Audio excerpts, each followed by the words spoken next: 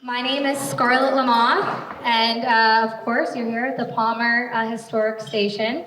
I encourage you to have some complimentary food over on the back wall here. We have a cash bar.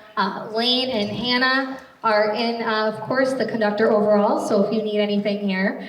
But again, I just want to thank you all for coming and hearing what we have to say tonight.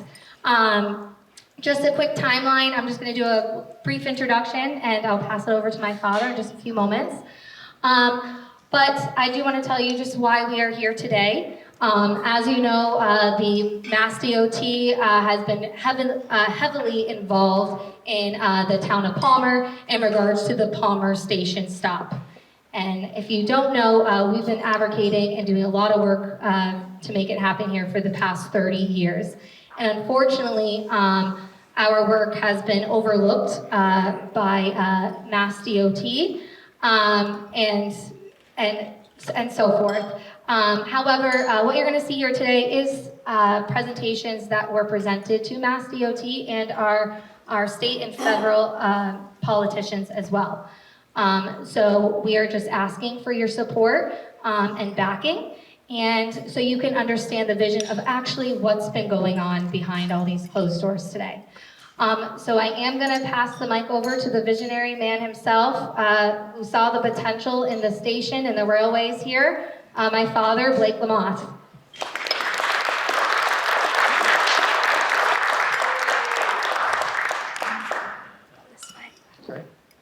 Why, thank you, Scarlett. I'm glad that tonight everybody could come here and take a look at what we've got to do and how we're advocating for the Central Corridor passenger rail, which is located on that side of the building, which travels to New London and all the way up to Burlington, Vermont. There's been a lot of money spent there. Over $100 million has been spent there. And so what our goal is to try to tie these two railroads together again. And so basically, we've been advocating here probably for about 30 years. We started the Central Corridor Passenger Coalition about 15 years ago. And that all started when the Vermonter came into town and nobody was recognizing it. And I was working with the Central Vermont Railroad, or at the time it was Rail America.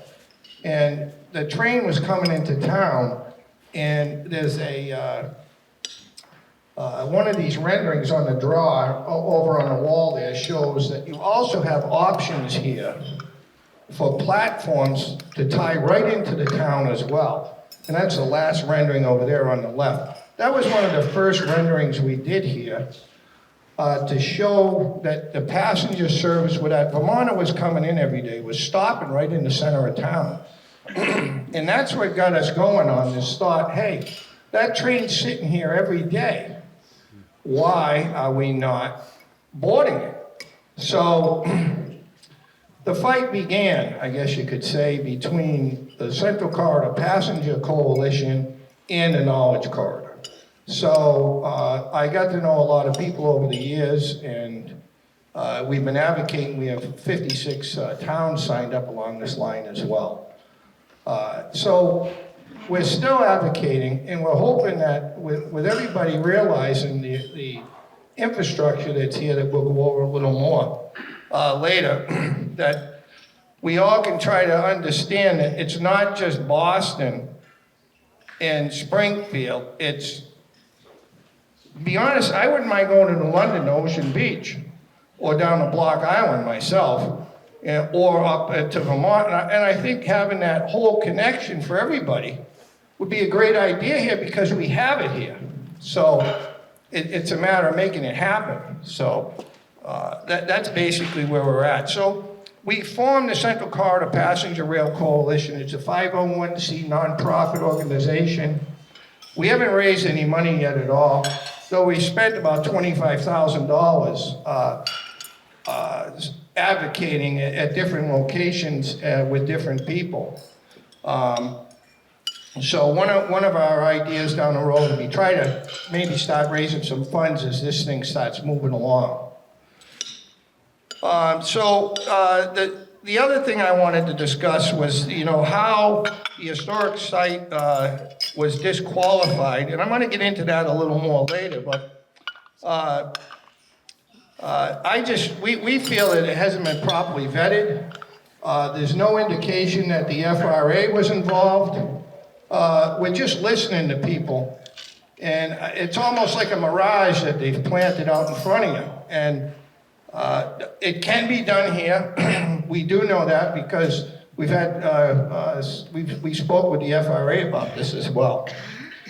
So we feel that there's also been very weak interaction with CSX on this, because as a stakeholder here, there has been no real conversations with CSX or Mass DOT until we found that we were going to be kicked to the curb here.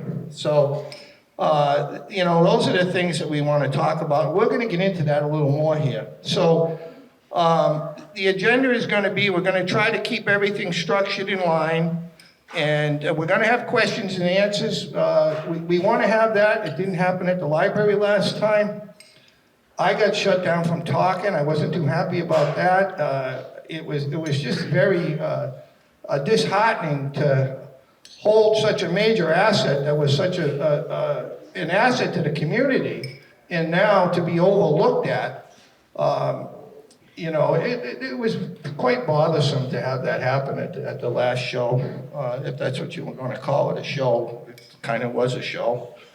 But, and then at the end of this, we want to have time to talk and mingle and network, and we want to listen to people if they have any ideas that they'd like to express as well.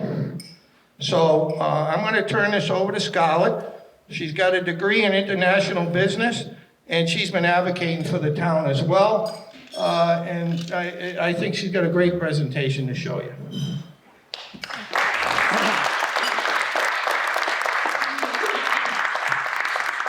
Thank you. So what I'm going to be presenting to you again is my presentation that I have done with our Secretary of Transportation, Mass DOT, and federal politicians as well. So you can understand what has been presented and the vision that we have for Palmer. But I do just want to say one thing, because I feel that it is very much present a lot about the perception of what we have here at the Palmer Union Station. That both my parents spent 17 years restoring the building. It rained more inside than it did outside. And without them restoring it and bringing it to the success of the steaming tender, and I'm so grateful to have it as my second home, I do want to mention that their success came not from a train stopping in Palmer, that it is not about just the steaming tender. It is about our community here. It's about our region. It's about this entire, I want this to make a difference. We can't have this stop in a parking lot and not have any benefit to our community. And I will show that example in the Windsor Locks, and I'll get into that. But I just want to make that known because I feel that is a huge perception, and that's not the case. This is about us. This is about the community that we are in, and it's all of us together. So I'm going to give you a better picture of what that could be. So I'm going to present first the past of Palmer. Okay, beginning during the Second Industrial Revolution, during 1879, this building was erected in 1884. So during the Second Industrial Revolution, you had the steam trains that were huge booms, steam ships and so forth. So the railroad industry was at its all-time boom and high. Before this station was actually erected, there was actually 2 stations. There was a third, but the major ones was the Station 1, the Boston-Albany, which was on your east-west side, so the east-west on this line right here. Then you have Station 2, which is on this side, north-south. However, that posed a major threat to safety and passengers going across the tracks, and because it was a huge hub of transportation, the north, south, east, west. So they decided to unify it and build a Palmer Union Station at the Diamond Crossing, the north-south, east-west line. And those other stations turned into storage and freight service. But because of safety concerns and productivity of the railroads, it was to unify everyone. But with that came hotels, factories, manufacturing. My grandfather actually gave me a wonderful book, The History of Palmer, and he pointed out a certain line in it. And during the start of the Palmer Union Station, that the major economic growth of Palmer came from that north-south line because it became a feeder of people, of manufacturing and moving goods and services to and from, and then executing east-west to Boston, all the way to Chicago. You need that connection. You will not have the passengers, enough passengers, if you don't have that connection. So I think you all know that we have a very famous architect that you were going to build something great. You wanted someone to have the best of the best. Henry Hobson Richardson. He was known for his Romanesque architecture throughout New England, Trinity Church in Boston, Harvard Law Schools. And then, of course, Frederick Law Olmsted. When they built train stations, they also built recreational areas nearby, which is the park that you see as you're heading up the driveway right on your right. That is in the process of being restored. We were fortunate enough to purchase that from the railroad when they got switched over. We love our history here, so what better than to restore it ourselves? And we do many public events and wish to do more, and have a free open space for people to really enjoy. So I'm just gonna talk about the significance of what a downtown really is.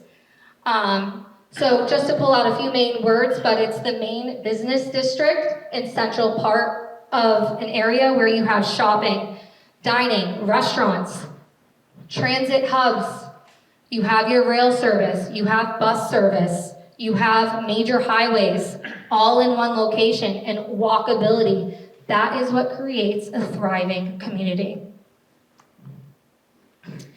Now, this might seem a little bit broad, but I just want you to take a look at New York City, the most populated city in the United States.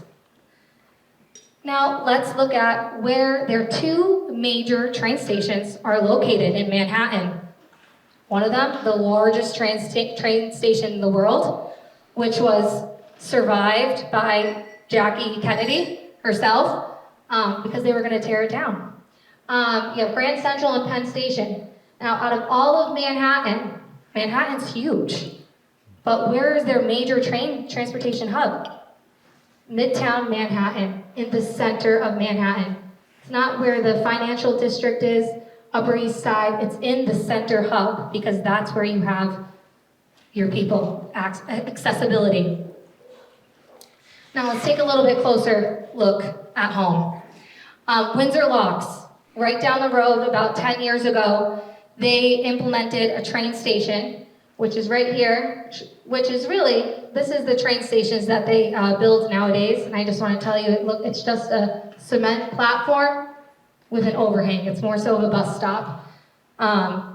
That's majority of what they look like, with a small kiosk. So that's what it looks like, and it's conveniently, on paper, on a map, it looks great, and it's right off of 91. It's a small parking lot, you can hop on and off, and so forth. Now, engineering-wise, it looks great on paper. Economic-wise, not a smart move. And the Connecticut is paying the price for it. They were not receiving any additional revenue from the train stop, their taxpayer money that went into that stop, because they didn't have, it was like 30 car parking lot, and they are relocating it down right next to the historic station in their downtown facility. Now, just to give you an idea, the Windsor Lock station moved. This is the one right off of 91, where it is now. They're only moving at 1.4 miles, which is a short distance, but it's a huge impact.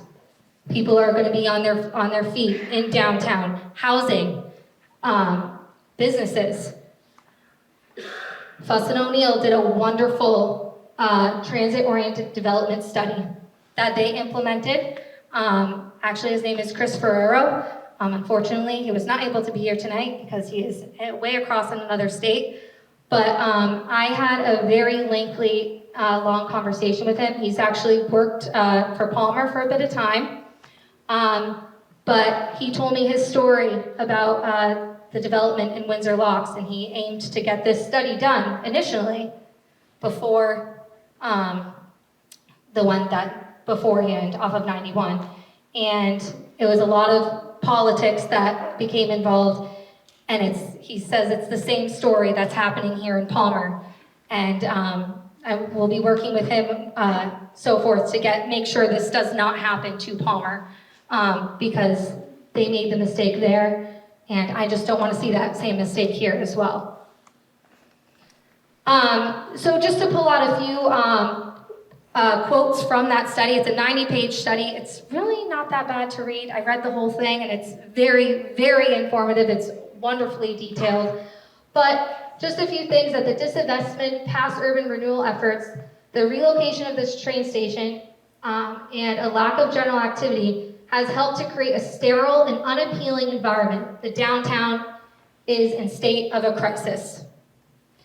And that will be the same thing that we will be saying if our train station and stop is not in downtown. We will not see the economic benefits. My father did miss that. I do have a degree in economics as well. I have a dual major, international business and economics. So I just want to definitely point that out. But with the train station, downtown, Windsor Locks Central Business District, it will solidify its role as a business center and its services. They have housing availability, hotels, shopping. They have a 50-year plan. Palmer does not have that 50-year plan in place for our downtown and redevelopment. If we have it down at a parking lot, we're not going to see any benefit, and I cannot stress that enough. It's going to be a parking lot. So, what makes a successful downtown? This is according to the American Investment Properties. They revitalize a lot of areas and developments in downtown regions across the United States.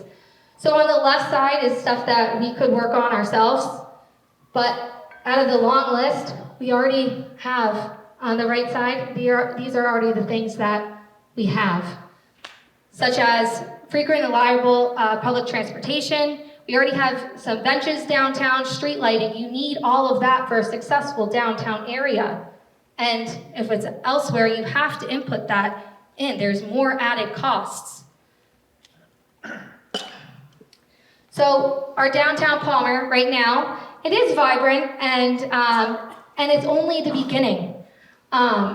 So we could have our restaurants, more bars. We have a great hospital nearby, the convenience stores, libraries, parks, greenery. Future bus terminal, which I'll show you as well, storefront shops. This is what makes a downtown location. And again, that will not be happening if it's anywhere else. So just to give you an idea, so under Bridge Street, by downtown, your walking access, if you look at the picture that we just came from, and there is a stairway access right behind the station.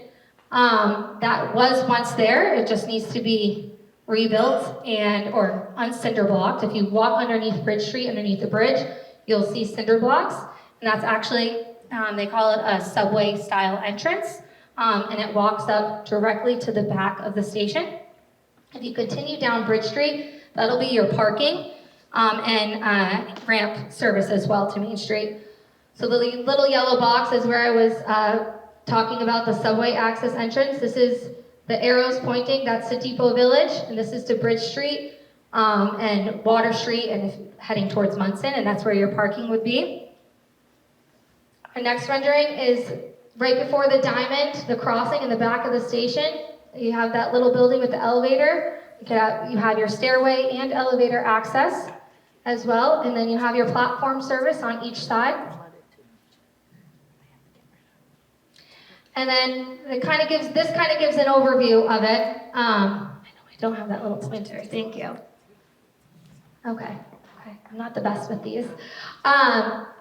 So this is the crossroads where we were just having the access ramp right here in the station.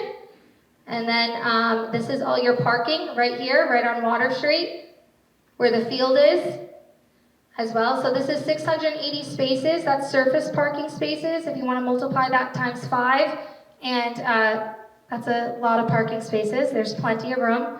And some people say, oh, well, you know, it floods down there. Well, I can tell you this, that, guess what, Old Mill Pond in Palmer High School, it was built on a swamp. You know what else was built on a swamp? I know this might sound far-fetched, but Mr. Walt Disney bought a ton of property, of swamp property, and they thought, what is he doing with all that land? Well, he built the great Disney World over there. So it's very, very much possible to build the parking.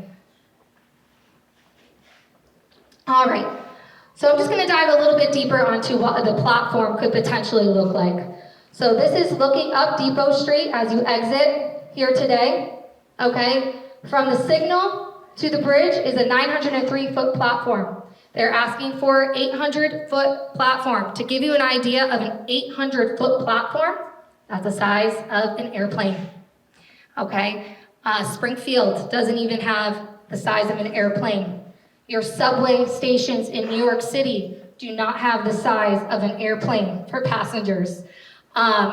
So it is very much far-fetched. That is not the necessary requirements for federal regulations at all. Again, we are talking Palmer. We can start small and we can go bigger. But again, we have the ample space for the Airbus that they are requiring. And then to give you an overview, so you can extend the platform past the bridge, go under the bridge and have a platform access stairway down onto South Main Street. We actually have the ability to move it a little bit further down as well for more platform space, and that's, I believe, 1,000 something feet we had.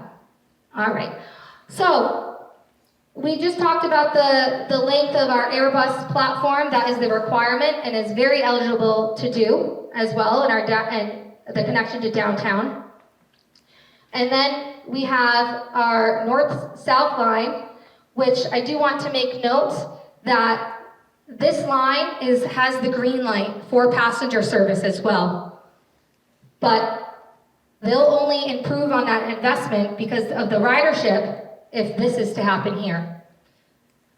And then, so not only are we going to be taking people to other places such as Boston and Chicago and Albany, and then hopefully up to Brattleboro, Vermont, down to New London, Connecticut, but we need to bring people into Palmer. That is why we are going to create a recreational facility, okay? And that is at the former DPW site area, is one potential location. Because it's not about leaving Palmer, it's about bringing people into Palmer and creating economic growth for us.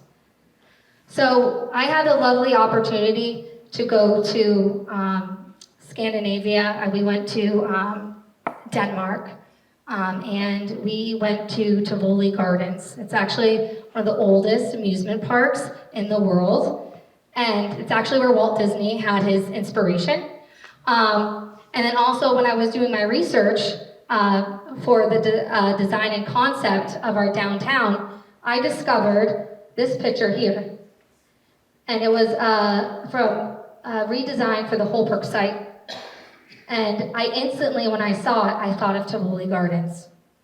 So we could have a recreational facility where there is shopping and arts, performing, events going on, because and it's just like at Fenway Park, they have a stop right at Fenway. You get off and go to the event, head back on and go home. We have to bring commerce and economics to our area. We need to take advantage of this opportunity for us to grow. So again, it's called Compass Rail for a reason. North, south, east, west. However, Mass DOT is ignoring the compass. They are ignoring the Central Corridor rail line. Like I said, that connects Brattleboro, Vermont down to New London, Connecticut. Okay, this follows the Massachusetts Smart Growth Alliance. There is money dedicated in the Smart Growth Alliance, and this falls right into it. That's another huge factor, is costs, costs, costs. Too bad they weren't stopping for us today. So there are other ways that more revenue and commerce can come into play if we connect the north-south. They are ignoring that long-term opportunity. So just to give you an idea, right on the left side, this study was done by the Central Rail Coalition as well. Right along the line are the number of residents that are directly on the Central Rail Corridor line, going up to Brattleboro, Vermont, down to New London, Connecticut. Now mind you, on the right side is all the schools, universities, colleges that are along that line. Mind you, this does not also include the 10-mile radius of residents in that area as well. Just to give an overview of that, you were looking at a potentially 10 million riders along the Northeast Central Corridor line that are going to be missed for economic growth and opportunity if we do not have that north-south connection of people that could potentially be coming in and out of Palmer. So I'll leave you with this, our overview of our parking plans and our recreational space. I don't think I got into the busing, but there's enough busing. You need busing as well in all regards of transportation. You need the connectivity, the movement of people. So yes, is there any questions that I can answer for anybody? Yes? The thing that jumps out at me is if this were to come to fruition, that this area becomes much more attractive for Yep. people to live Okay. because it's commutable to Boston, all other places in the region. Yes. So that would draw people in, those roads as well. Yes. I see it much more than entertainment, but making this area much more attractive to live in. Yes. I mean, I commuted to Boston for years, a nightmare. I wouldn't even want to think about doing it anymore. Yeah, I have a friend that works in the state capitol, and his commute, I'm astonished. He says sometimes even 4 hours during rush. I don't know how he does it. I really don't. But yeah, the whole point is to make this area more attractive, more reasonable. And another, I think I've heard before is, housing costs and so forth. The investment in your homes will be more for the next generations to come. You have to look at your investments that you have here in town, and let's build upon them. Is there any question now? Yes? You said that the Mass DOT is ignored Palmer. That's not necessarily what I've read or heard, unless this is something that is new. So has Palmer been has Maura Healey and her administration said, nope, not going to be Palmer anymore? No, sorry if I might have missaid that then. No, Mass DOT has not ignored Palmer. When they walked through the door in January of 2024, they approached the town and they said, what do you have in place for a Palmer rail stop? What did the town say? Zip. And they the town itself formed a Palmer Station Stop committee. And unfortunately, they had ignored the work that the Palmer Rail Steering Committee has done. And I was a part of, Ben Hood was the president of as well. They did not reach out to the Palmer Rail Steering Committee, the Citizens for Rail Stop, the Central Corridor Coalition as well. All these separate committees and coalitions, nonprofits that have worked towards this Palmer train stop were not reached out to. What do you think that was? I'll say it again. I don't love politics, but that's politics. And so we are here to fight for what's right. How do you suggest that we fight then? What are you asking? Obviously, everybody in this facility at this point are very for the rail. Yes. Okay, not going any further than that. But for those of us that do think it should be here downtown and like your plan, what is it that you need from the townspeople of Palmer? We need word going to the government and the Federal Transportation Authority. And then at the end of all of this, we have sign-up sheets so we can get your name and phone number, so we can put things in place and have you folks on the side to move forward with this and fight for what's right for our community. That's our plan, because it's people, it's affecting us, and that's why we are doing this presentation today, so everyone is aware of the potential that we have. And again, it comes down to, we have to step above Mass DOT. The Palmer Rail Steering Committee, the Central Rail Coalition, has tried to get the town of Palmer, before this became a reality for Palmer, to get a plan in place. But Palmer did not want to spend the money on a plan. So that's why you have the coalition that has put a lot of money and efforts in this to put a plan together. But it was not received from the town. By the town. By the town, yes. Yes. Yes. You said that your recreation area was used to be used by the DPW, but it still is currently in use. And in fact, the Palmer Highway Department uses that area as well to store vehicles for road clearing in the winter. We just had Yep. quite a lot of snow. So where would you propose that they go? They already actually had a proposal to move their DPW elsewhere, which is in the Burley Park. They've already talked about moving this location in general. And like I said, this is a town-operated site. It would be beneficial to the town to create and develop something there. But there's already been talks about moving the highway department to Burley Park prior, I would say a couple of years now. They discussed about moving that. Does that answer your question? I guess so. Okay. Scarlett, Yes. you know, everybody's talking about Amtrak. Yep. Trains today. I think we should be concentrating more on commuter rail, the T coming out to Springfield and going back. And if you get the T going, Amtrak's gonna follow. Yeah, that is. And the T doesn't need 1,000 feet of. That type of question, unfortunately, is out of my realm of knowledge right there. I'm more of the economic development side. But that's MassDOT. Yes, that is, yes. So that's something, unfortunately, I don't have the right That's answer why for. if anybody drives a turnpike, they know Yeah, you're in trouble. You know, where commuter rail, also, the T has money that when they stop in town, when they build a stop, they have money for economic development, to build apartments, they give money to the towns, to yeah. build certain areas, you know? So Just it's lines not subsequent T. The T is a subway, Okay. it's like a trolley subway above ground. Yeah, we're not talking commuter Yep. rail. Yeah. And we go into track geometry. My father will be going over the track geometry of that. But yeah, Your presentation was good. yeah, I have so many questions because I could punch so many holes into your theory. okay. I do a lot with the rail, and I have a lot of friends that work for CSX. Yep. Say they don't get along with people or whatever. That's somewhat true. Yep. But what's the cost difference between doing all this to putting the station a half mile down the street? John's gonna come up with that. Yeah, John has all of that as well. We go over the costs. And then, like the gentleman said about MBTA coming up. Mhm. The biggest thing is CSX don't want trains stopped on the main line.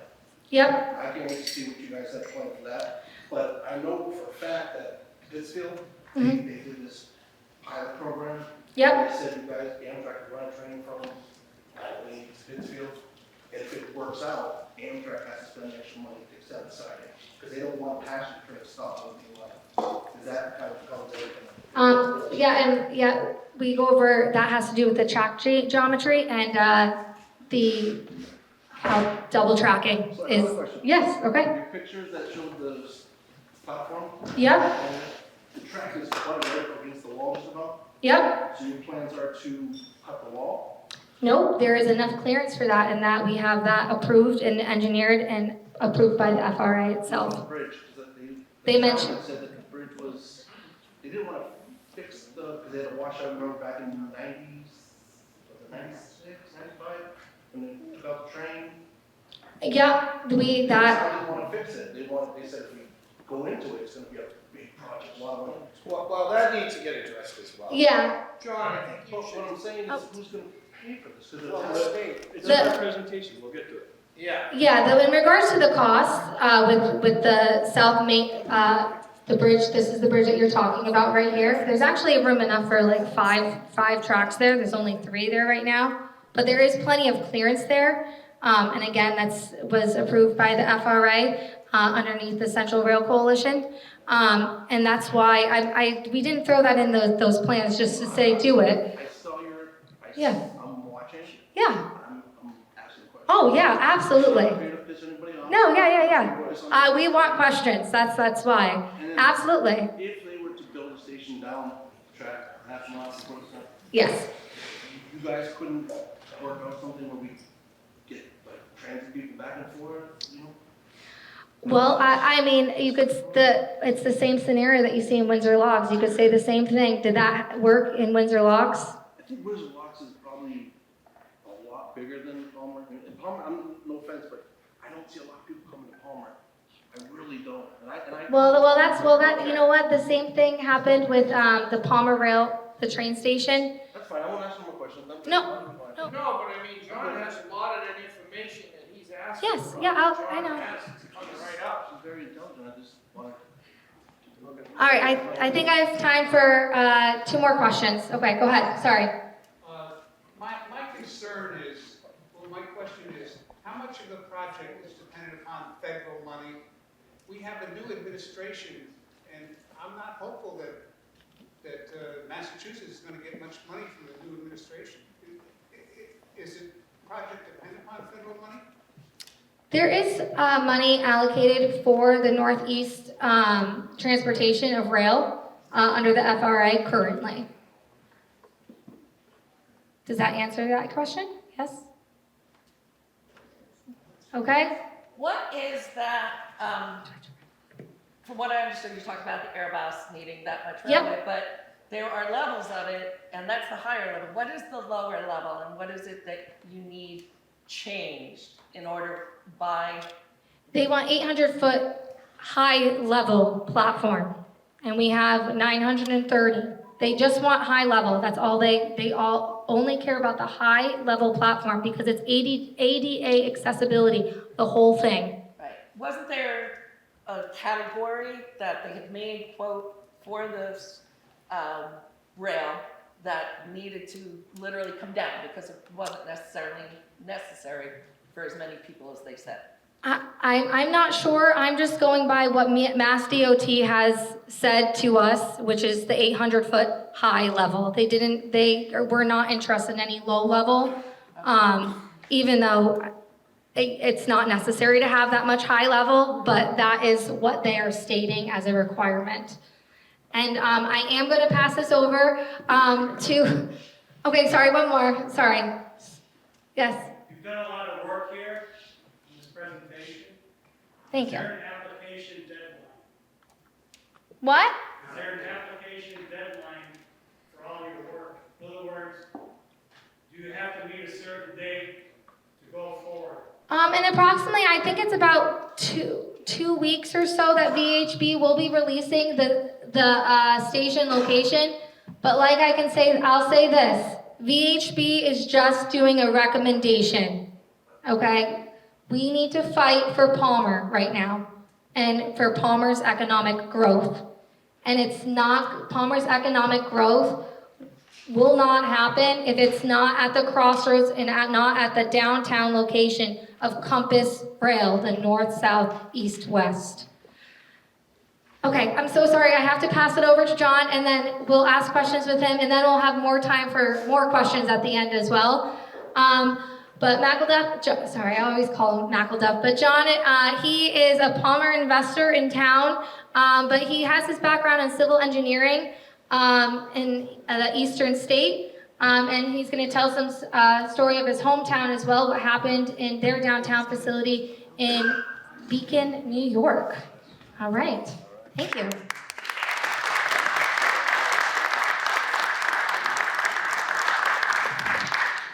Messed up, I'm sorry. and just your button. Thank you, Scarlett. And good evening, Palmer. For those of you that don't know me, I've been a real estate investor and operator since 2005 in your fine town, pumping significant capital into your local economy. Yeah, close to Can you hear me now? Yes. All right. And I also sit on the board of the Central Corridor Passenger Rail Coalition. In my prior career, I built roads, bridges, and tunnels in the Boston area. During some of that period, I served as the Big Dig Heavy Rail Coordinator at South Station.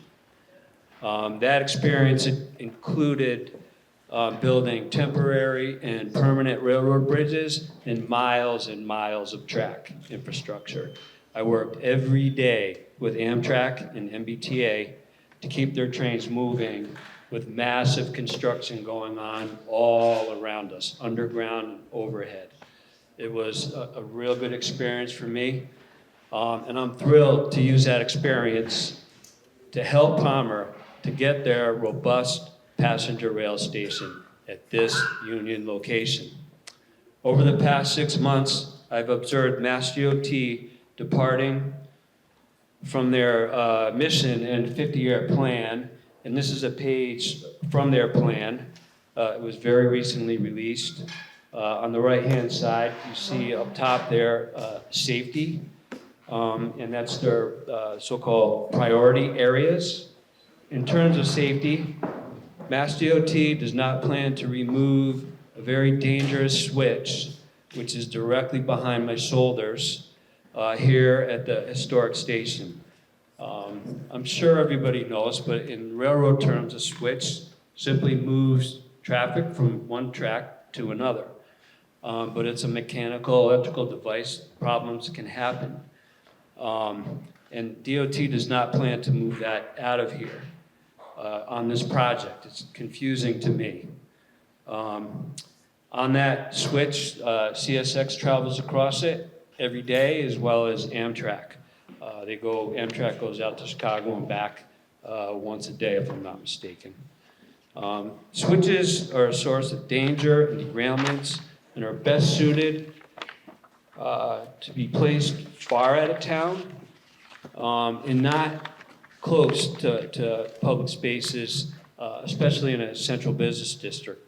We think this switch should be moved and moved far from the downtown area, and Blake's going to talk about that a little bit, because we will need switches to make this station work. But we'll move them, east and west out towards Wilbraham in a much safer place. A little further down, destination connectivity. Connectivity is a huge buzzword in the transportation business. I prefer having the station in the middle of the central business district where east-west rail meets north-south rail at the century-old Union Station here, built by our forefathers for our benefit. It's a gigantic asset that we cannot let go. At the Union Station, we can connect to businesses, the river, hiking trails, future housing, and a straight shot to the Mass Pike. Or we could put it where Mass DOT wants it, far from town with no connectivity. They're varying from their master plan. Doesn't make sense. I think there's one and only one spot where connectivity exists, and that's right here. Do you agree? This is the place. Thank you. So Mass DOT is also pushing smart growth, which is not on this short list here.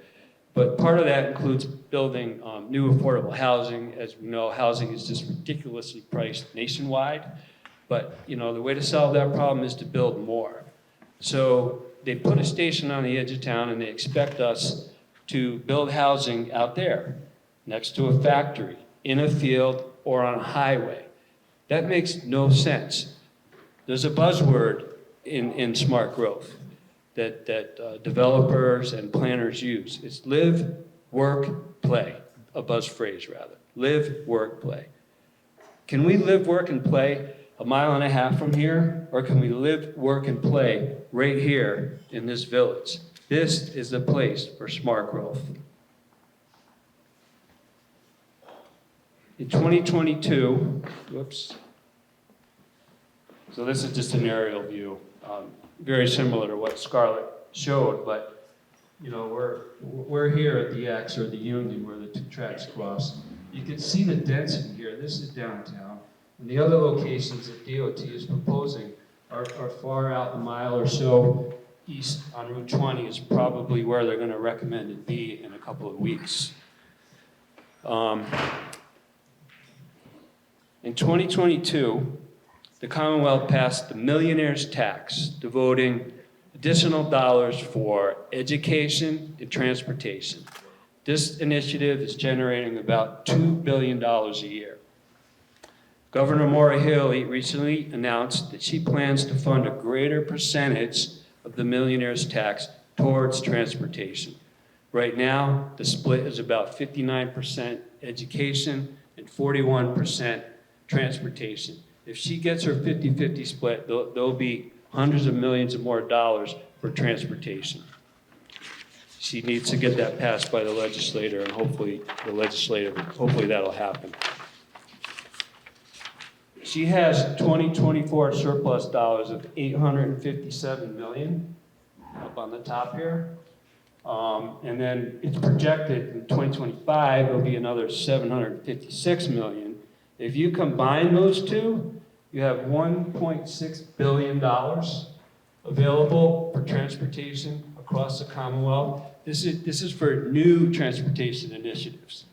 There's money in the budget already for transportation and education, but these funds are for new, robust action that we need in the Commonwealth. Unfortunately, the MBTA, Eastern Massachusetts, if you will, they're getting about 90% of that, or $1.4 billion. It's kind of a shame, but the Commonwealth needs to share with Western Mass.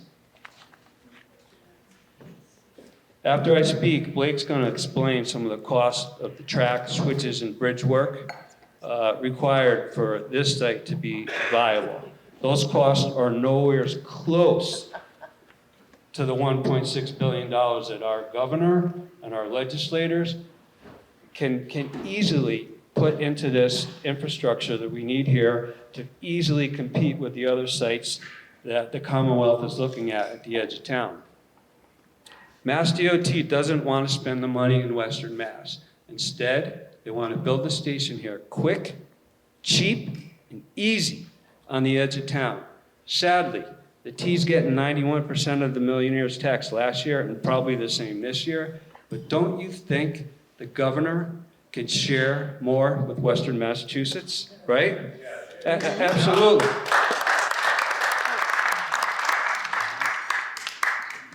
Both historical stations in Worcester and Springfield were brought back to robust multimodal facilities. They were both gut rehab.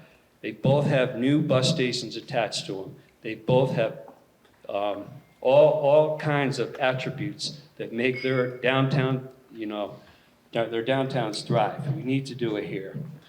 And we could sure use your help contacting our legislators by email or phone to prod the governor and Mass DOT and others to help us. We have handouts with that information if you're interested in writing or calling them, right over there on that table. Estimates to completely build out the east-west leg of Compass Rail from Worcester to Springfield is about $2.5 billion.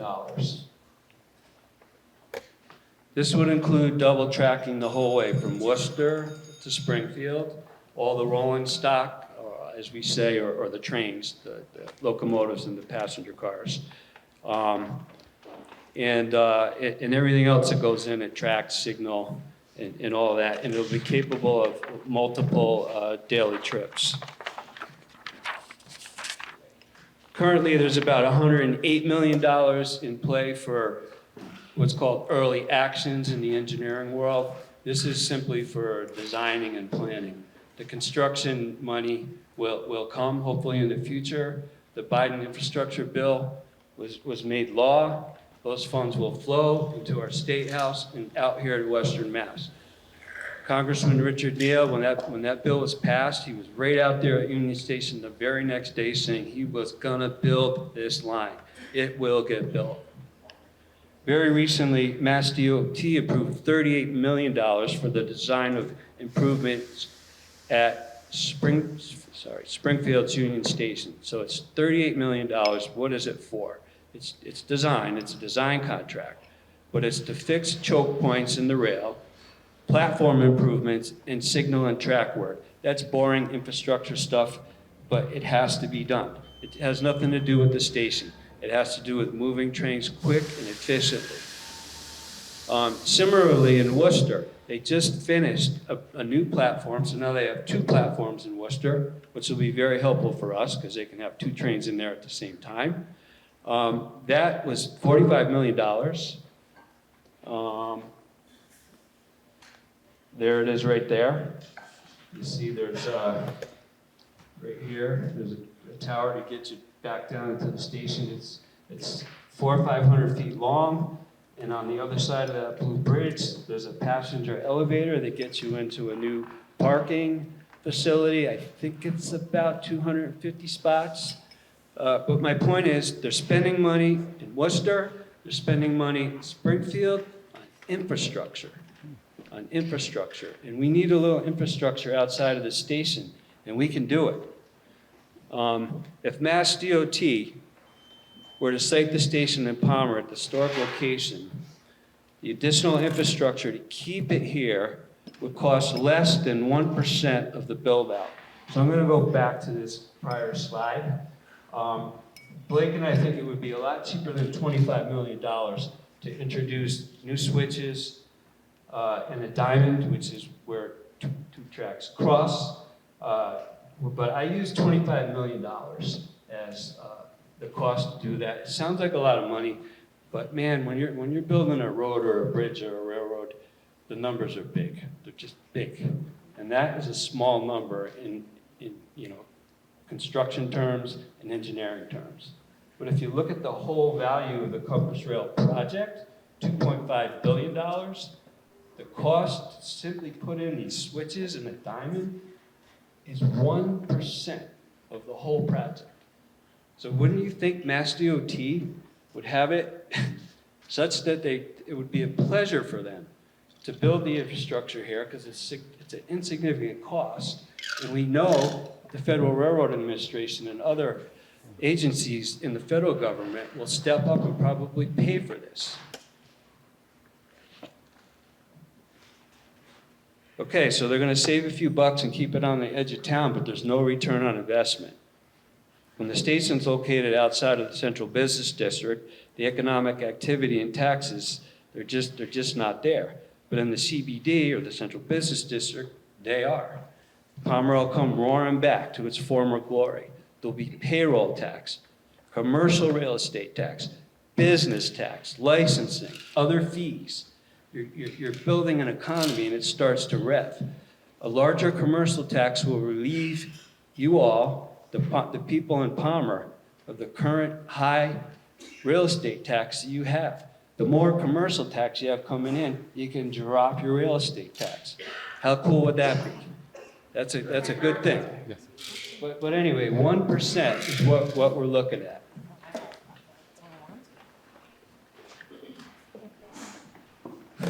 Okay, you're welcome. So I grew up in a town called Beacon, New York on the Hudson River. It's about the same distance to New York City as Palmer is to Boston. The same population, about 13,000 people. The city is 100% committed to commuter rail.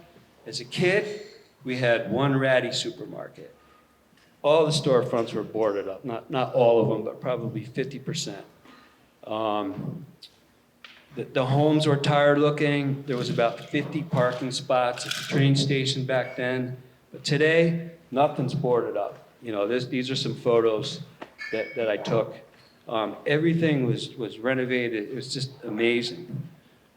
There's art, there's music, there's food, there's specialty shops galore.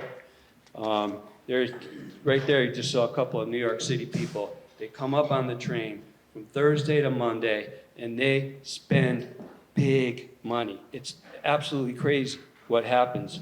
And the culture was a little strange when they first started coming up the river. But after a while, everybody started to love it. It just made a lot of sense. Today, the station has over 2,000 spots. There's a huge art museum. There's connections to campgrounds, river kayaks, hiking trails.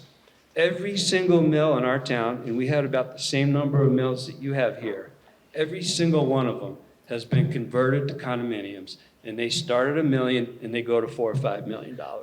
It's absolutely incredible what happened. Developers are putting up new condos and apartment buildings to replicate the historic mill look. It's just a really good thing. One of the new condos that was built, you know, was right on top of what used to be a huge scrap metal pile. I used to play on that scrap metal pile. And now, there's a beautiful condo there, and it's overlooking a creek feeding right into the Hudson River. Absolutely wonderful piece of real estate. Mass DOT has spent decades improving passenger rail to Worcester. Those improvements have led to an economic boom there too, just like in Beacon.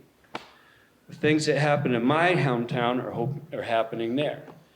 All happened in Worcester, in the middle of their fine city, at their Union Station, a renovated Union Station. In the 90s, this isn't an important part of my speech right here.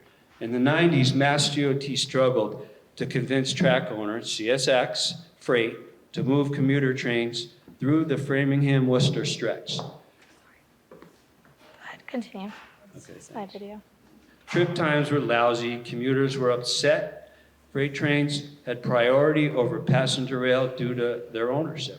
You know, the freight company couldn't wait if the T was 4 or 5 minutes late pulling out of South Station. So the freight trains, by contract, could get out on the tracks. They moved slow, and the passenger rail couldn't move along speedily to Worcester. So, you know, that was a problem. So the Commonwealth had to fix it, and boy, did they fix it. They paid to move the CSX rail yard from Boston to Worcester, which got freight-related truck traffic off of the Mass Pike too. What a benefit. In the Alston-Brighton area on the Pike, all that truck traffic carrying freight was gone. And then they purchased the rail from CSX. They bought it so that MBTA could have not exclusive rights, but the priority to run their passenger trains first and freight second. So after that happened, ridership took off like a rocket. Their on-time performance improved greatly. And their next move was to improve infrastructure, which happened. The Framingham-Worcester line now has new track, new trains, 6 new stations. They have express trips. The list goes on. And all of it was happily funded by Eastern Mass politicians. I mean, why wouldn't they approve it? They live there. But here in Palmer, we have an operational challenge with the same freight company, CSX. Now, of course, CSX wishes that they didn't have to accommodate new passenger rail service, but they're required by law to do so. If I was CSX, I'd be upset about this. But I'm sure they're willing to work with us, and they will. They've done it before. They did it in Eastern Mass, and it all worked out. The Commonwealth figured out a way for CSX to thrive by putting their freight yard in Worcester that was less congested with traffic, so you could move the goods from the rail to wherever it was heading. So Mass DOT lists CSX as one of the main reasons to disqualify this historical site. In basic terms, sharing their freight yard with passenger rail is really tough for them, and internal private railroad safety policies are their challenge. And I completely understand their challenge. I lived and worked it for years. But it can be easily solved. If you just sit down and engineer it, it can be done. We have to up our private and public game and engage in a meaningful way in conversation with CSX. Not just us, but the town of Palmer, Commonwealth of Massachusetts, and Mass DOT. We have to give and take a little bit. Where, you know, something like they get more track on the back side of their yard, and they free up a little of the density in their track system right outside this window where we want to build passenger service. Because Mass DOT held stakeholder meetings behind closed doors with Palmer municipal officials, we didn't really have the knowledge that the historical location was pushed out of contention until after it was publicly made known mid-summer when a file was circulated on their presentation. So these meetings were not posted by the Palmer Town Clerk. In my opinion, my personal opinion, I think it was unintended. Mass DOT invited the Palmer Municipal Steering Committee to sit down with them and just didn't think that the public would be interested, but my goodness, it's important. So we didn't find out about it till midsummer. So if we were aware, we could have done a lot better. We could have listened in, not necessarily, spoke because it was their meeting, but we could have listened and wrote to them and held further meetings afterwards. But we lost 6 months because we didn't know about this. So we had to scramble. We ended up getting the State Secretary of Transportation, Monica Tibbetts-Nutt, here twice. Yeah, twice. She came the second time, right? We sat right here for an hour and a half, both times, and she was highly interested in this location. I know her personally. I've known her for 10 years. She started out with a nonprofit commercial bus company on 128, moving business people from location to location to take cars off the road. And she grew into, today her job is Secretary of Transportation. She's done a wonderful job. And she just really seemed interested in this. But as of today, she hasn't been able to really deliver this location to us, so we have to work on it. Mass DOT never reached out to the Lamoth family, who's owned this building for 30 years and been advocating, nor did they reach out to the Central Corridor Rail Coalition. Those are two major stakeholders. They never called us. We had to call them. I don't know why. So we believe Mass DOT is interested in creating their own tax-free revenue streams out on the edge of town. And will probably be sort of like a desolate-looking parking lot when it's not being used. And they'll have their own kiosks for parking, and they'll create their own their own revenue, but it'll be tax-free. Palmer won't get any money because the state will own that property. So anyway, they're not thinking about smart growth in our central business district, and Mass DOT just didn't spend enough time with the Palmer Steering Committee or CSX or exploring options at this station. They could have done a lot better if they just brought us all in and had us sit around a table and talk, but they did not do that. As strong business people trying to protect our interest in North-South Rail, and more importantly, for your future, it's not really about our little nonprofit. It's about you. It's about this union that your forefathers built, the iron that's built into it. It's an asset that you just can't let it go. So we're behind the 8 ball, and these are our options. The first one's political, starting with a renewed forceful boost from our Beacon Hill team, if you will, Todd Smola, Jake Oliveira, Peter Durant, and others. We'll be working with them, and Richard Neal, of course. Blake has a real good relationship with him, but it's big time politics, and it's hard. The second one, legal action. It's expensive, it's time consuming, but it's possibly necessary, unfortunately. And third, local engagement. This would be a possible non-binding vote on where we should put the station. Should we put it here in the central business district or out on the edge of town?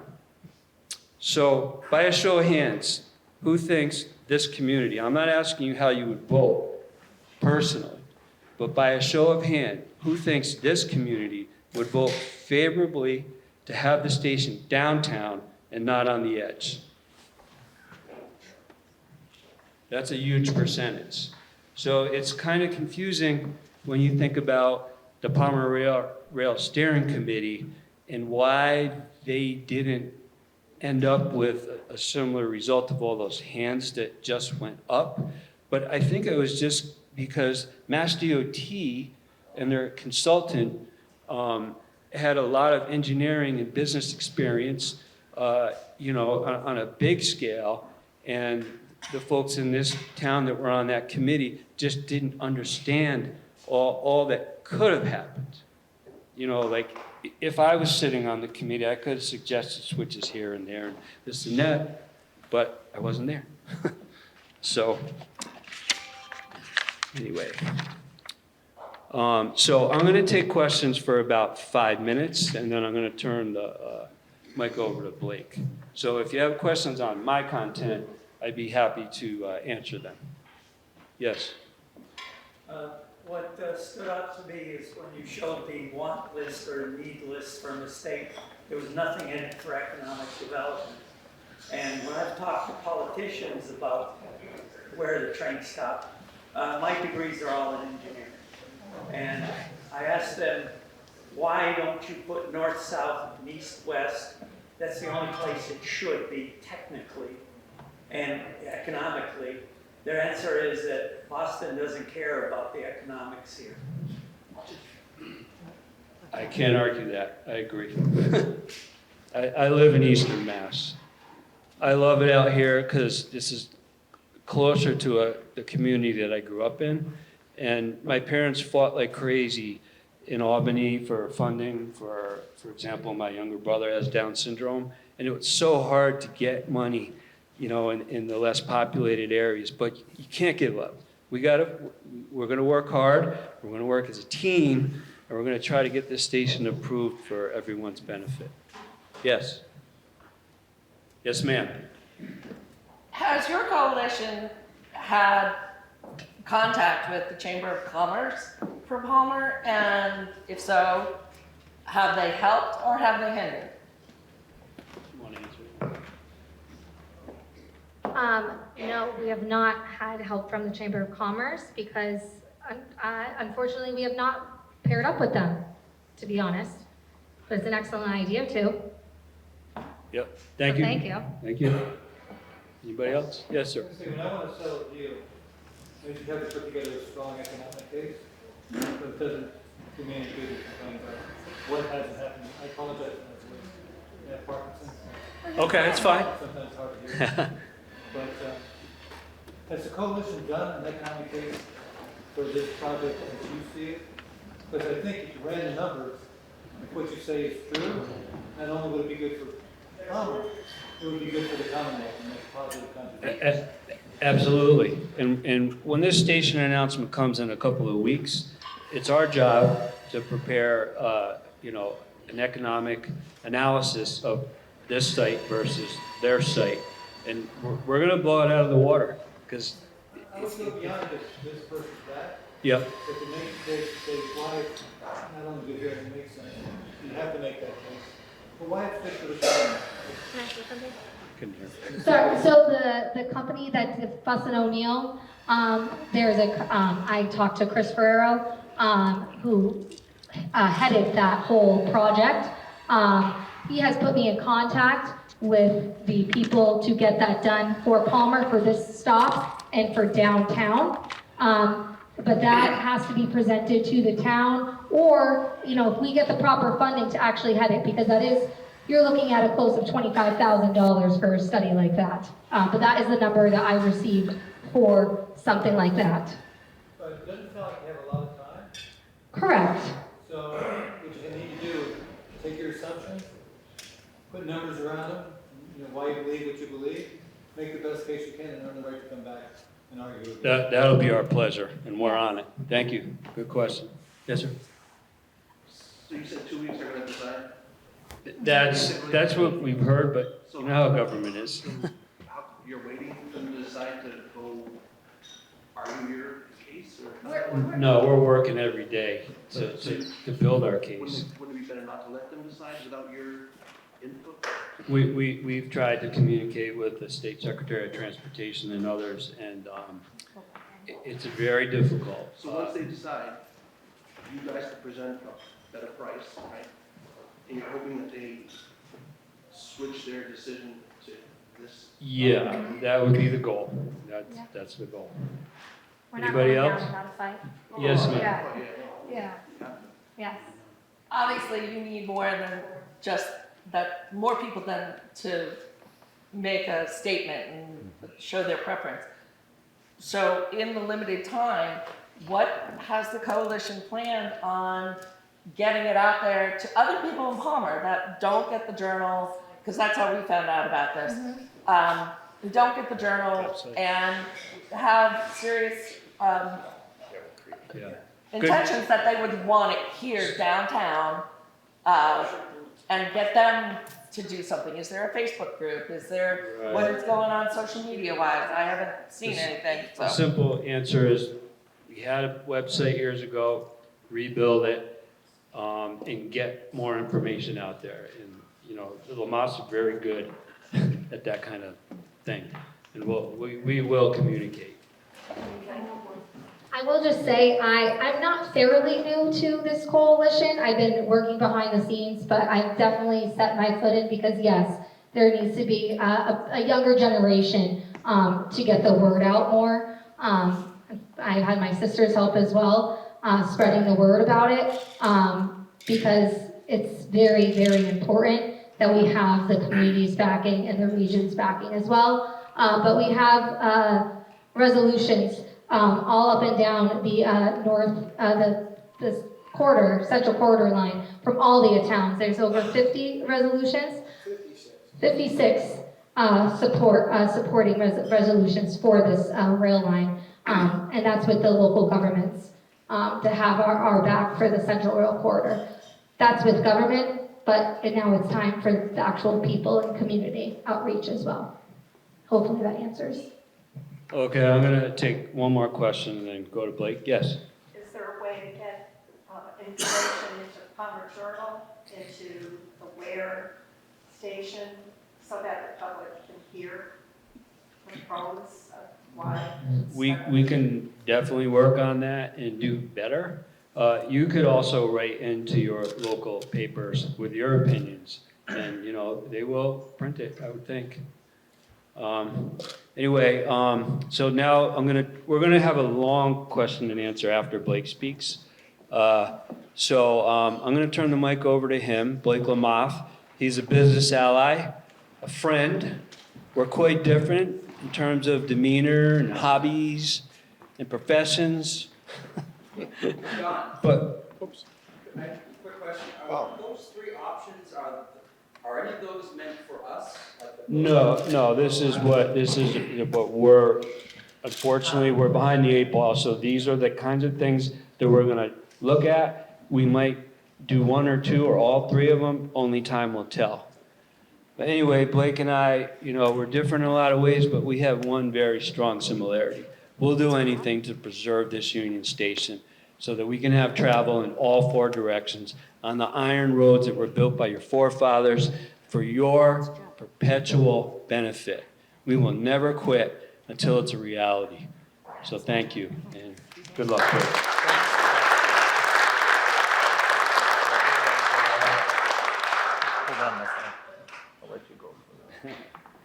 Excuse me, I don't want to interrupt, but I just wanted to say, we're new to Palmer. Hi, everyone. Hi. Oh, very good. We're here, Very nice. and we're very interested in, we have to go, but we wanted to sign up and do what we could to help bring a train here, so. Well, that's good to know. Yeah, we're going to try to work on this. We're going to create a website. That's one of our next missions that we have to take care of here. Is there anything to do tonight? Yeah. No, there might be something. Scarlett, what do you got going on? Sorry, yes, absolutely. We have something in place for you all tonight, yes. We have sign up your contact information.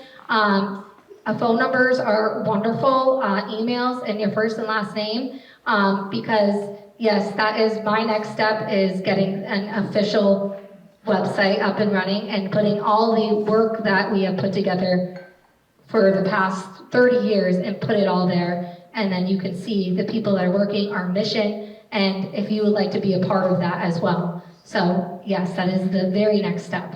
And that'll be right on the sheet over on the table, along that bench.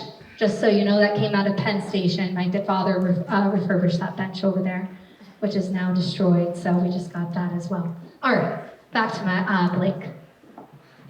Okay, thank you, Scott. So, again, I like to thank everybody. I know this can get boring for everybody once in a while. You keep listening, and it kind of all sounds the same, but we'll try to go over this with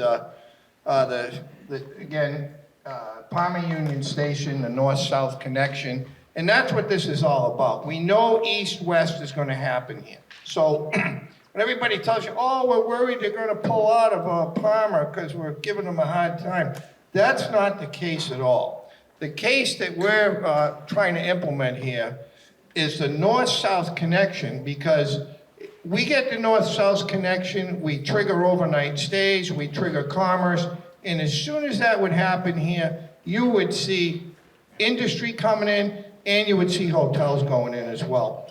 Because you're going to create overnight stays. It's going to automatically happen because all those trains are not going to coincide with one another. Somebody's going to want to go south, somebody's going to go north, somebody's going to want to go east or west. So that's why there were 5 hotels in the center of town here. So let's talk about the track configuration for a successful economic downtown. So we were asked by Mass DOT to take a look at extending the track out towards Wilbraham, okay? They made us do a little work, and this main line, that's the main line right now, that's adjacent to the building, which will always be the main line. You saw Amtrak go by on earlier. That would become the passenger line or passenger siding that they're looking to try to create down at Sanderson McLeod here. But our operation would get you in and out of here quicker than their operation. And why is that? Because they're going to switch in and then they're going to switch out. So ours, you'd stop and you'd go again. That's really what they want to achieve here. So the biggest problem we had here was when we started this was we don't have 2 diamonds in this location. And that's probably, I need to hit the next page here, yeah. So Palmer Union Station, again, it's a pivotal junction, facilitates passenger travel. That's why it was built here. And it's a very strategic location. I didn't build it here. It was built by the Vanderbilts years ago. And it connected a lot of different routes. I mean, we're known as the town of 7 railroads. One of those was a trolley line in town, but it did connect major railroads, all up and down the line, actually, right up into Athol as well. So the accessibility and enhancement for development will come with the institution, or the installation, I should say, of the north-south line. That is a big, big asset that is being overlooked here by Mass DOT. And that's the problem that we're facing here. And it's sad that Mass DOT is just looking to build a parking lot, basically. So the railroad configuration that you see there, the track that you see in there, is kind of what used to be in Palmer, but not exactly like that. But there were double rail here. And we had 2 diamonds at the back of the building here. And that's what we would like to institute again. And that's the thing that we've got to get across to Mass DOT. In the original layout here for Mass DOT, this was supposed to be built out and double tracked all the way into Springfield. Excuse me. So we're going to go back and we're going to take a look at how the station was formed, the tracks around it, and you see the double track that exists there with the compass down below as well. So we had double track in here. The siding near the station was a preferable passenger track, and the freight switched over to the left-hand side. So by them saying that they would not have, we're infringing upon freight track is a fallacy. What we would be doing is giving CSX a mile and a half of track, so Palmer can successfully move trains in and out of it. Now, I'm sure you're not aware, but I am, because I'm here all the time. But every day out here, this gets bottlenecked because there's one track being used right near the station here. And they push their freight in, and then they sit out over the Quaybog River and further down. That's not gonna change no matter what gets done here, unless this gets double tracked, because the freight's gonna come and go, and they come and go when they want. So they're not on time. They got their own schedule. Trains have to run on schedule for people to actually take them when they're not gonna take them. So those are the things that have to be addressed here. And when I had asked Mass DOT about it, we'll have to try to work that out. Wouldn't you think you'd already have that worked out before you go and spend $15 million of taxpayers' money? I mean, tells me that you don't really know what you're doing, because the railroads, when you look at this thing as a whole, and the FRA looks at it, they're wondering, be honest, what the hell is Mass DOT really talking about here? What are they doing here in Palmer? So those are the things we're facing here with the Central Corridor Passenger Rail Coalition. Configuring the track almost basically back to the way it was. And this will work. Yeah, the infrastructure's in place.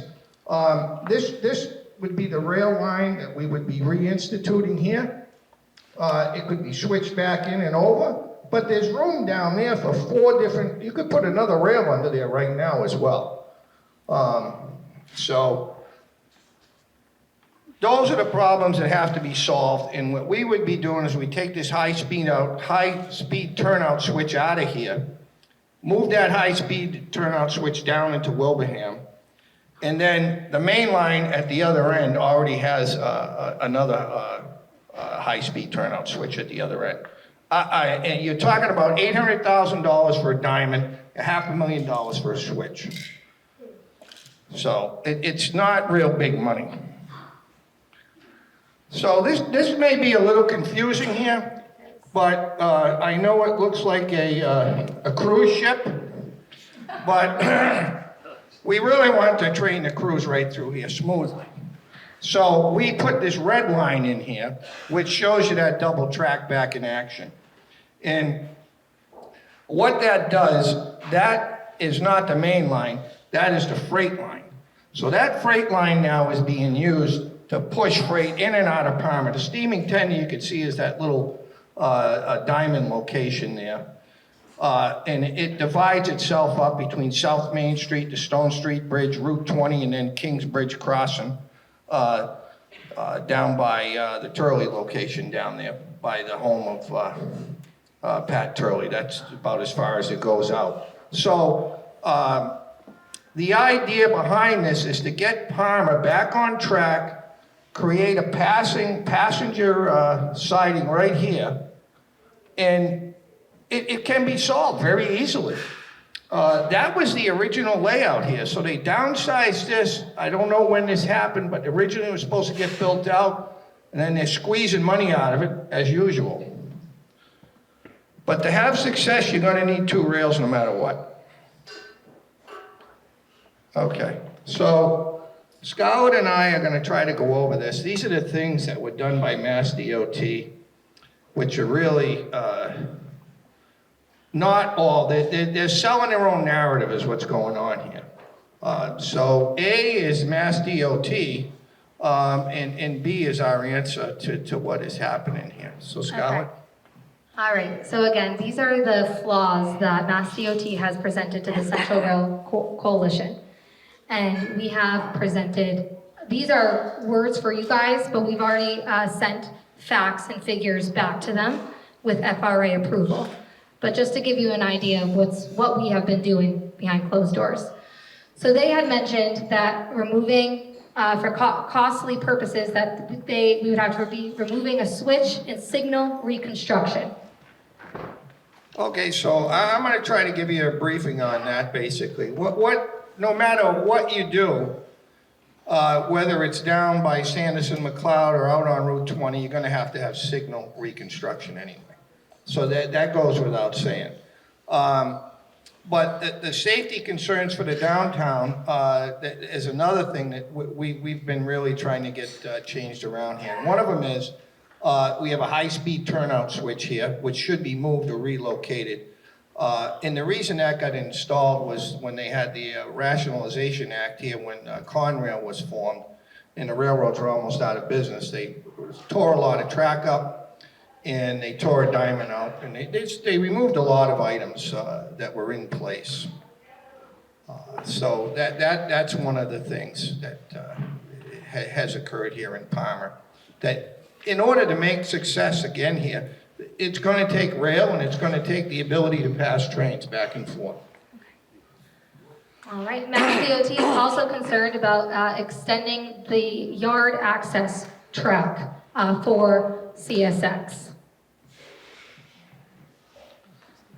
She's the Mass DOT girl right now. So as I talked about earlier, this track can be extended without any problem right into Wilbraham, a mile and a half out, even a mile would probably be plenty. And that'll relieve the bottlenecking that occurs here daily at all different times of the day. Now, what they're talking about here eventually is to have 12 trains, 6 running east, 6 running west. That's the final build out of what's supposed to happen here. But there's no consideration taken for the north-south line at all here. And that's a major a problem to the Central Corridor Passenger Rail Coalition. And it should be a major problem to the town of Palmer.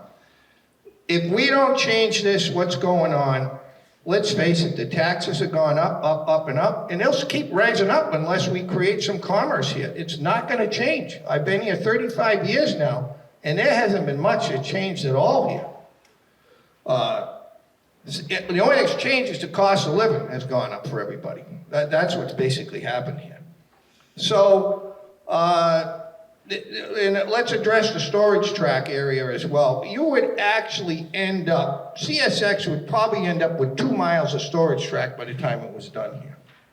And by doing that, we successfully put in a passenger siding here, and people can actually, well, it was an Olmsted Park, it was a passenger park, was the name of it at one time, a long time ago, but I could get into that a little more if we had more time. Okay. They're also concerned about constructing a new diamond crossing. Again, that'd be the diamond crossing, double tracking, adding a diamond, and the cost of that.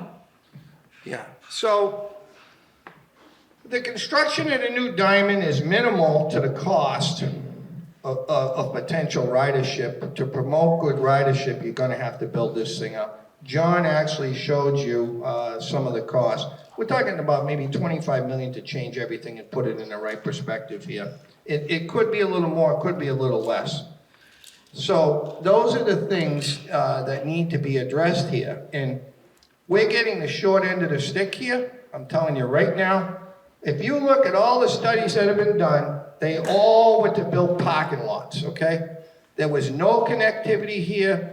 Parking lot in Wilbraham, 3 parking lots in Wilbraham, a parking lot over here. It was all about creating a revenue stream for Mass DOT, not for Palmer. Palmer has a lot of options here. I'll show you on the last map for parking areas. It has churches that have parking lots. There is a lot of space around here that could be used for parking. The idea behind that recreational park was you could have a double-edged sword there. You could have recreation going on, plus a parking lot, and the availability for people to get off the train and have some events going on here. Like John has the, Beacon, where you're from. I mean, they've built up their community, and their tax has gone down. And that's what we gotta look at here, because it's not getting any cheaper, let's face it. All right, also, they mentioned adding 2 new switches and signal modifications. Okay, I'll try it real quick, yeah. So, in the construction of these switches, again, It's needed. it's needed to construct these at the station location. At any station location, you're gonna have to put switches in. So, I'd like to emphasize upon that a little more. We have the ability to switch out in Wilbraham. That train comes in, it picks people up right here, and it's off running again, okay? With a high-speed out switch, high-speed turnout switch at the other end, which is down there already. So their operation that they're trying to put in, they're gonna have to pull up, switch in, stop, switch out. It's a slower operation, there's no question about it.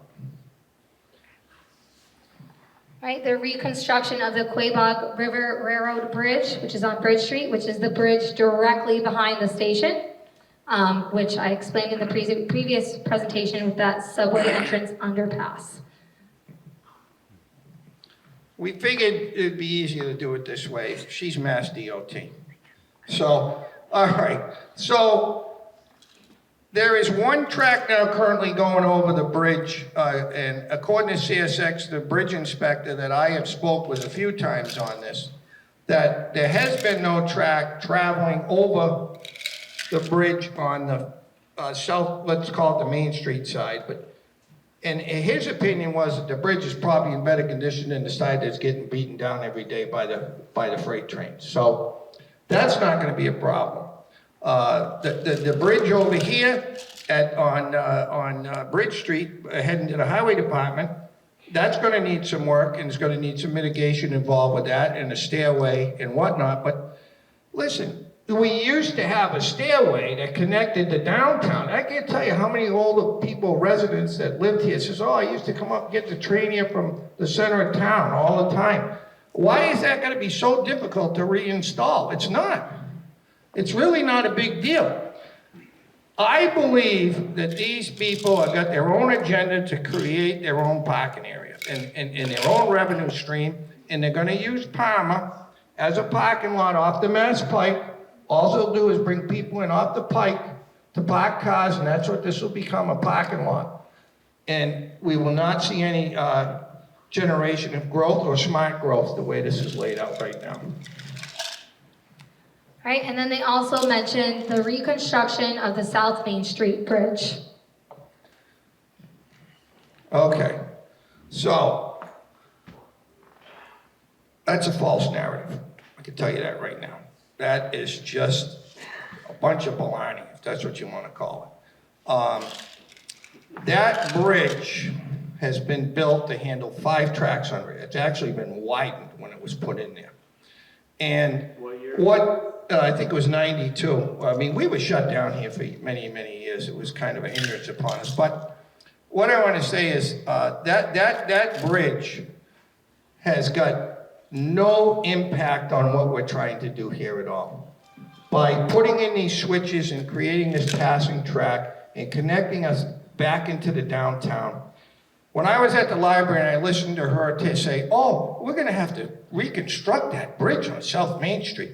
And I thought to myself, that was never brought up when we met here at all. That conversation never came up. And so they had us do a little track work, contact a few people, and it was just to kind of give us something, throw us in the weeds, I think, is what was going on there.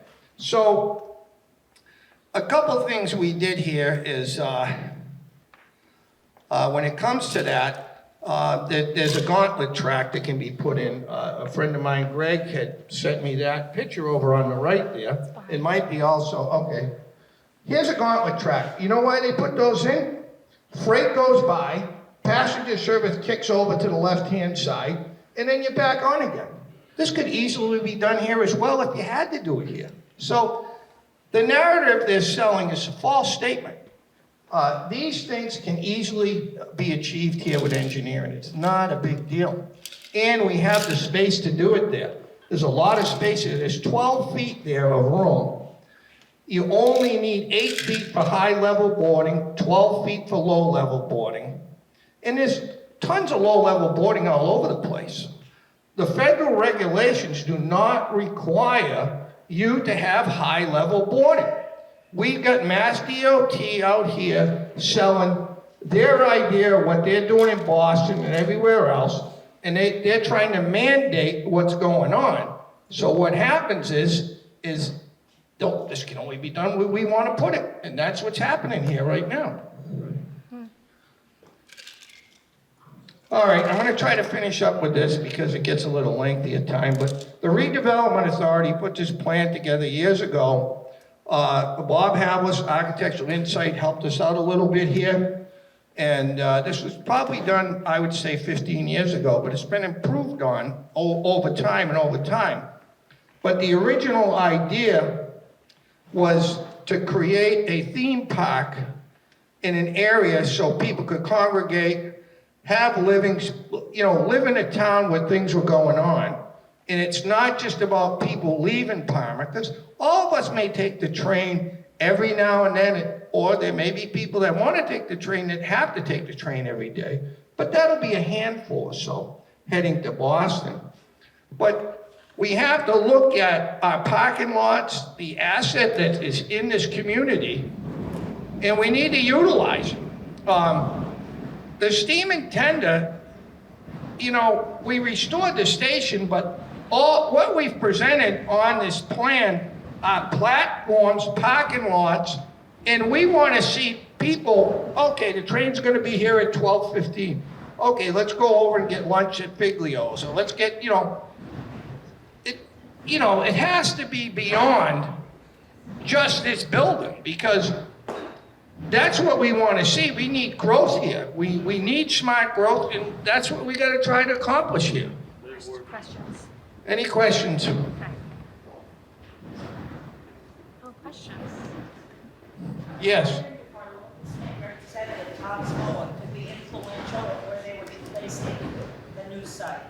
I've had many extensive conversations with Todd, and he's working with me on this as well. I heard 2 weeks. I don't know if that's 100% true, but that it may come out. I thought it was a couple more months out, but that doesn't mean much. All that means is that they got a sighting. We've brought in the Federal Railroad Administration into this because they are looking at this differently. Your federal dollars over there, your tax dollars, over $100 million right on that line over there. And we've got the green light from them for passenger service. Now, we probably waited for that for 20 years to happen, and now it's happening. So, but they said the only way they'll do that, to make sense of it, it has to be at this location so they can connect to the east-west. They're not going to start running buses and cars. Anybody tells you want to run buses, they working for the bus company. It has to be in town, and we have to make that connection to the north-south line. And one of the things I see here is the north-south is a friend of the east-west. They coincide together. You marry those two together, and you got a marriage for life there. And that's what needs to happen. Yes? Where does Elizabeth Warren and Richie Neal, you talked about Todd Smola, obviously, he can help us, but where are they helping with anything? Or can they help with anything? Well, Do they have any influence? they may have some influence. I think those people are so embedded in politics that they just let this, let somebody else do it. I don't have the time for it. And I think that's why we had to, I'm not saying they're against it, they're probably not.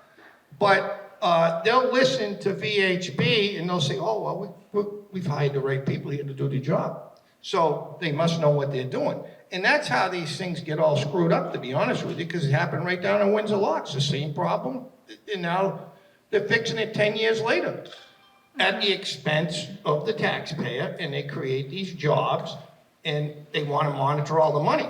What I see should happen here is you should take the 15 million, sure, put a couple million into infrastructure around here, take the other money, make some parking lots, and let's collect the revenue here in Palmer. That's what it should be about, you know, to offset our taxes. So, yes. Like, I think you touched earlier on Mass DOT's requirements, one of which is a high platform versus the FRA's standards, which fully encourages a lower platform. Correct. Which Along freight lines, it does. Yeah, which in my estimation would cost less money, be easier to do. Not only that, but It would. the FRA is really gonna be the money behind all of this thing, are they not? Yeah, there's a lot of federal money behind this, yes. So, I mean, there's an awful lot that we can do as individuals. I mean, most people in their lives will never reach out to their legislators, be they representatives or senators, but I have some involvement in that, and believe me, those people do read those emails. That's the quickest way to get them. Every one of them has a website presence, and Right. Every one of them will get the emails. So I strongly urge people to contact their state legislators, federal legislators. We have a new administration in Washington now with a new transportation secretary, and I would absolutely encourage them to reach out to every single one of them. No, I agree with you, Bob, absolutely. It's a good statement, because we need to do that. We just don't want to see Palmer get the short end of the stick, and what's happening here right now is the short end of the stick. It really is, and people need to be able to realize that. Yes? Thanks for providing all the contact information. Do you have talking points that could be referenced as well? Yes, sorry. Actually, all of these presentations are available online. It's called, unfortunately, it's under my personal name. It's prezi.com, and just type in Scarlett Lamothe or Palmer Union Station, and it'll pop right up. All of those. But I encourage you, again, if you haven't, put your name and email, and I will I'm putting something together so you can all have a reference on what to send out and the key points. Just as Bob just said, yes, Central Corridor has reached out to the new Secretary of Transportation as well, Duffy. So with more backing from you folks here, just makes our argument even more clear, and even to your local and state, but we need to reach up to the federal as well. So. All right, any other questions? Yes. Go ahead. I have a small business right on Main Street. Yes. What if we got like flyers, so people, there's a lot of people that are not aware, they know the train. They're not aware, I know. The train station's coming, but nobody knows anything about it. I mean, I would be happy to have something at the store, even a little flyer that says, bring the trains to downtown Palmer. Well, you know, Amherst, I'm meeting with Amherst, the town manager, on Wednesday again, and we're gonna activate down in New London again too. We years ago, I kind of let this go because it didn't seem to be progressing the way I wanted it to the last few years. So we had a lot of momentum, and we can pick that momentum up again. Absolutely. You know, without any problem. But we've got 56 towns already signed up along this New England Central line. And that goes up as far as almost to the edge of Vermont. But we could come up with so many towns that would sign on for this. When I called Amherst, the old lady said, "Oh, do you need a support letter?" It's almost one of the first things she said out of her mouth to me. And I says, "Well, we've got one already." But yes. The fact that you have these towns who have signed on and here's a support letter, that's only 56 letters. Has any? Well, it's 56 towns.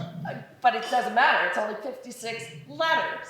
What about a petition? Is there any way that you can get the citizens of these 56 towns to sign a petition saying, we want the North? Well, that's what these are. These are resolutions to support passenger service along the New England Central route. That's what they are. So They've already committed to. What about Justin Palmer then? Has anybody thought about petitions, going around getting signatures of residents saying, we want it here? So, go ahead, John. So a petition is one thing, but my three options earlier on about a non-bonding vote, It might take a while for us to take care of that, the requirements that the town clerk and the town have, but we could do it. By this show of hands, I was looking at you all, it looked about 80% to me. And I think the Palmer Rail Steering Committee probably would be about 80% too, if they knew what we knew about railroading. So that, I think a non-binding vote, I wish it could be binding, but, that's not necessarily legal. But that's one way to do it, because a petition is great, we could give it to the politicians, but what are they gonna do with it? If we have a vote and you win by 80%, that's gonna make big headlines in Boston. So, let me just say one thing. So, back to those resolutions we had signed. When we met Monica Tibbetts, what's it? Tibbetts Nut. Tibbetts Nut. We handed her 56 of those resolutions on the Central Corridor line. And my inclination would be, well, let's take a look at this. They're supposed to be looking at connectivity. And again, this is being steered only for a parking lot here. It's only about Mass DOT's getting people off the pike and using Palmer as a parking lot. That's what's going on here. So our proposal, as it's shown here, the South Main Street reaches out. Where's that pen? And then I'll try to finish up here. I'll point and you talk. Well, no, I'll point at it because I know right where I want it. So. Right here? Okay. So this area here is where Ellis's building is. And over here is where Palmer Superior is. So this could get really close to your downtown. You could put drop-off areas here, and these people would graciously sell their property to accommodate Palmer's needs. And that's a plus. When you got people like that willing to do something, those are people that care about moving the town forward as well. They've been here a long time, and they see the need. So this in itself, in connecting back this way, would allow people to come and go and then get over here. Or for these people to come and cross through the Olmsted Park and get right over here. We're not looking to make this our area in here. Things have changed since you came with the horse and buggy here. People are going to park their car, they might walk around for a half hour or an hour, get something to eat, and then they're going to get on the train. And their car may sit for 2 or 3 or a week at times. So whether they park here, or they park here, or here, or here, and then we have a church somewhere over here. Look at this parking lot over here. Gets used 1 day a week. Maybe the church could supplement some of their income. I mean, we need to think about everybody that's living around here. How can they benefit from this? Not Mass DOT's narrative of taking care of themselves. That's what's going on.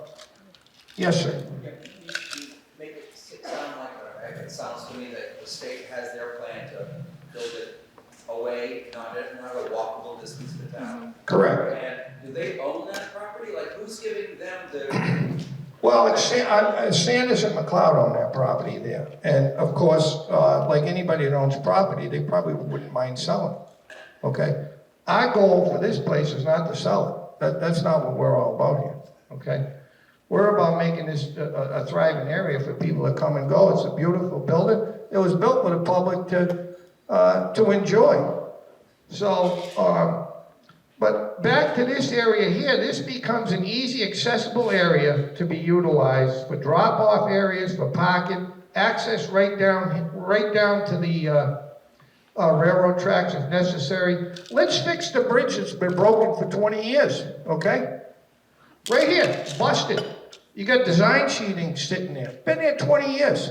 Well, what the hell's going on with that? How come that isn't in the discussion? There's a lot of things around here that have not been brought up that should be fixed.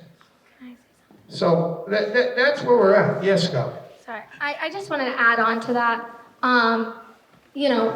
Everyone mentioned, like before, if you take this train station out of the equation for the benefit of Palmer, pretend it wasn't even here, the answer to benefit Palmer and the community and region is still right here at the crossroads. So when you talk about the financial gains of this, that, and the third, the financial gains of the community and development is here at the north, south, east, west crossing as well.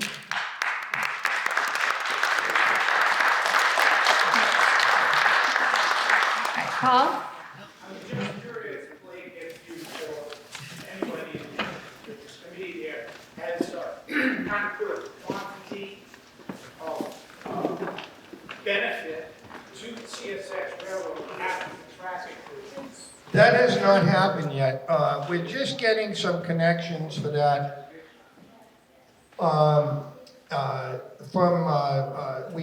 We've just acquired some connections for CSX. We asked Mass DOT we gave them our connections to the FRA, but nobody passed us any connections to CSX. So that kind of, the transparency of this whole thing is really not clear. It's not in favor of looking at the Central Corridor line at all. My thought on this whole thing is they're protecting the knowledge corridor. That's my inclination of this. But, yes. One more thing, I heard a rumor that Norfolk Southern is going to divert their double stack trains from the Hoosick Tunnel route through here to get access to this way. Well, they're gonna want more rail, obviously, yeah. So, and that can happen, but if that happens, you'll never get a passenger train out of here if they don't put in another track here. It just won't happen. June 1st, they're projected date is June 1st to start those trains here. Yeah, so. Yeah. So they are. Anyone else for any questions? Yes. I was just wondering, this is great, by the way. Well, thank you. Excellent. Would it be feasible, as you had said, to make, one of you make a flyer up and we put them on the windshields? Absolutely. Big Y, that's so. Well, you know, we should do that. We're talking about having another meeting. I notice it's going on pretty little longer than it should, but we are planning on having a meeting. We're trying to get Fuss and O'Neill here, Chris Ferrara, to speak about the Windsor Lock deal and all the problems he had moving that forward, and he finally got it to move forward. And then the other gentleman would be Larry Schaefer, who's on the Central Corridor line as well, president of the Central Corridor Passenger Rail Coalition, to speak on his behalf of the things that he's accomplished over the years.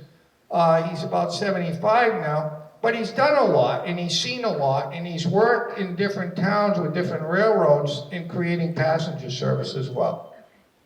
Including Amherst. Including Amherst, yes. All right, we're going to wrap it up here. Anyone else? Yes. I think that you could get across a lot more people, start utilizing. Wait a minute. We got that lady back there. Go ahead. I think it's important that we not only get the word out to the people of Palmer, but the people in the region. I live in Palmer. I live in South Valley. I'm here. Well, we're glad to see you. I think it's important. I think rail is very, very important to this area. It is. It is indeed. The way to get our point across a little better is to make the eastern part of the state understand the benefits to them if they have rail service here. Because now people. Short thinking. That's it. Short-sighted people. And buy homes that are far less with a nice commute to Boston. Right. And that would be beneficial to a lot of people, or Worcester even, but that's the benefit. You have to explain to people, it's not just us. It's not. Yeah. Oh, no. I mean, yeah, the benefits to come into Palmer and move people around north, south, east, and west are huge. You're talking about moving people all over the state, in 5 states as well. You're talking Rhode Island, Connecticut, Vermont, New Hampshire, and even the train goes up to Montreal as well. So it runs right up along the Connecticut River. So, you know, there's a lot of activity that could take place there. I'm going to let Scarlett close Okay, this. thank you. Go ahead. Okay. All right, thank you. Thank you everyone for coming here tonight. Please again sign up, and all of your feedback is very well listened to and spoken for, and I agree on the marketing. And again, this is just the beginning. We do need your help. So that is my next thing to do is very soon is the website, because the information presented to you today was a lot. So to refine that into a smaller thing to get the word out is something definitely we need help doing. So I'm happy you folks were able to understand the concept here, but yes, we do need to put that on a website so we can spread the word. So thank you for that and all that feedback. I highly encourage you for the next, please stick around for a half hour and mingle, network with each other. You know, you don't have to run out the door. But yeah, I encourage conversation. So thank you folks once again for coming tonight.